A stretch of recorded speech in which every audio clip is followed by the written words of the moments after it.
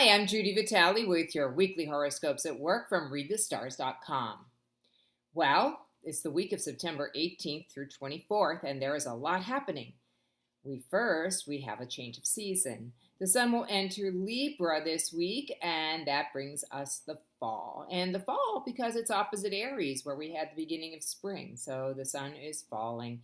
And we're going into that part of the year in the northern hemisphere where it gets a little darker and colder. And some of us are good with that, and some of us not so much. But we will deal with it. And we also have a new moon taking place this week. So you know what we do on new moons? We go about starting new projects and putting our intentions out for something that we want to begin.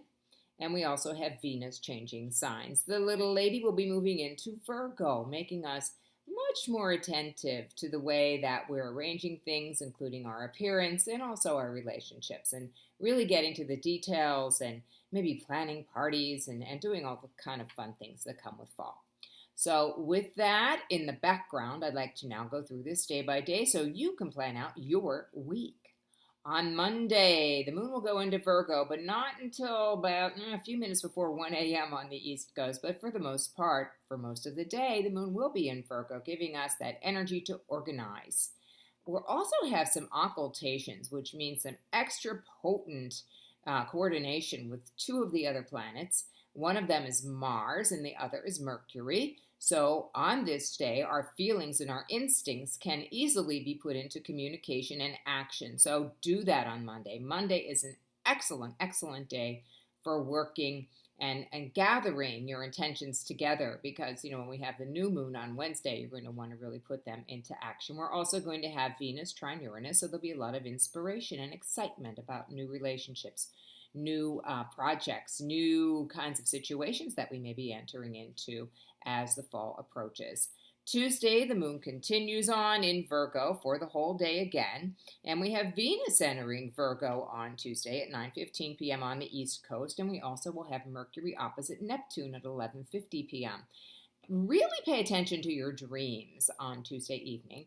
Two reasons: you're going into a new moon, and the other one is with this Mercury-Neptune aspect, there's going to be a lot of imagination and a lot of things going on in dream time that you need to make some real notes about.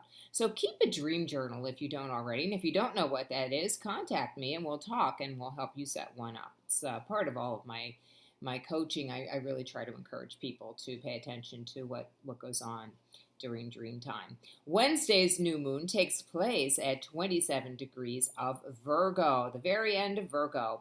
And this means that it is about us organizing our things. And of course, the full moon that corresponds to it is going to be in Aries. And that's going to be the harvest moon. So this is like, what do you want to harvest this fall? What is it that is important to you? That really is going to make you feel as though you're thriving.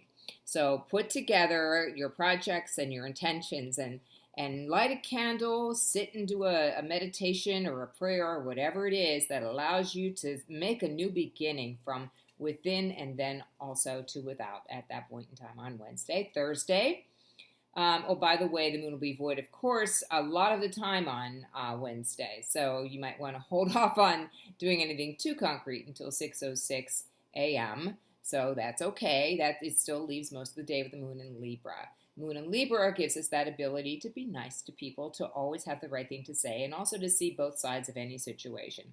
Very good for negotiations. The same goes for Thursday, with the exception, the little caveat, that we'll have a square with Pluto, so power struggles could enter into negotiations, in which case just make sure that you're standing in your power and your integrity as you express what it is that you want out of the situation. On Friday, we have the beginning of fall at 4:02 p.m. And that's on the East Coast, of course, because all of my times are Eastern.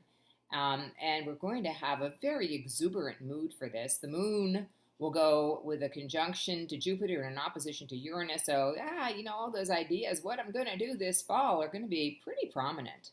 Be aware that the moon will be void, of course, between 9:04 a.m. and 1:40 p.m. on Friday. So you will want to avoid making major purchases, arranging important meetings, that sort of thing. But as the moon moves into Scorpio at 1:40 p.m., people will really begin to perceive what's going on beneath the surface. So be in tune with that. Saturday, Moon in Scorpio again. Really good for one-to-one interactions and getting a feel for what it is that you're doing if you're making any sorts of changes. And also very good for making a determination that you're going to do things differently. Say that you want to institute a new program that takes better care of your body or helps you to organize your work goals a little bit better. This is a very good time with the moon in Scorpio to make that resolution, because Scorpio people never give up. God bless them. I really respect and admire Scorpio people. So on Sunday, the moon's going to go void, of course, at 3:33 a.m. So, oh boy, all those Sunday games are going to be a little bit up in the air.